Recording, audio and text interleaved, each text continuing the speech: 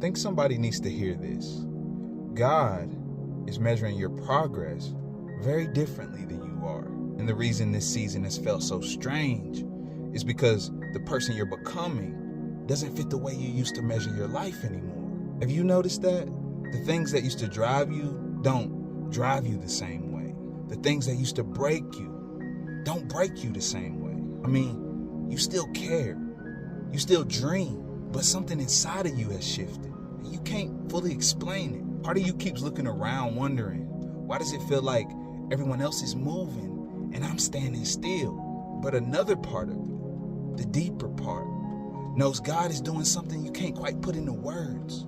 There's this quiet tug in your spirit that just won't leave you alone. For most of your life, you were taught to measure progress by where you're going, by how much money you made, by how many doors were opening, by how many people noticed you, by the promotion, by the relationship, by the platform, by whether life looked like it was moving forward. But God has been teaching you a kingdom principle.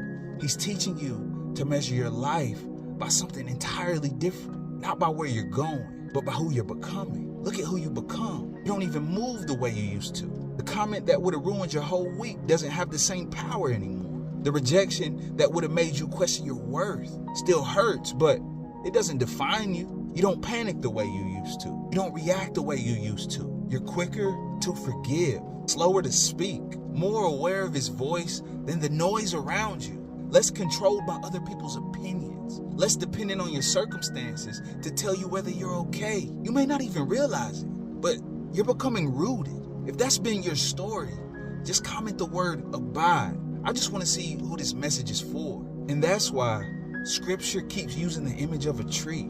Because when the storm comes, a few leaves might blow away, a branch might even break, but the tree doesn't move. Not because the storm wasn't real, because the roots were. And you've been asking God to build your future. He's been building your foundation.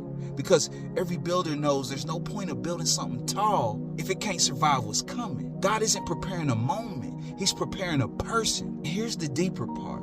The greatest thing this season taught you wasn't how to avoid storms. It taught you where to run when they came. It taught you where your refuge is, where your peace is, where your home is. It taught you what David meant when he said, even though I walk through the valley of the shadow of death, I will fear no evil, for you are with me.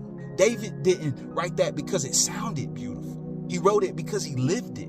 And it looks like waking up, and before your feet even hit the floor, your mind goes to him. It looks like talking to him throughout the day without even realizing you're praying.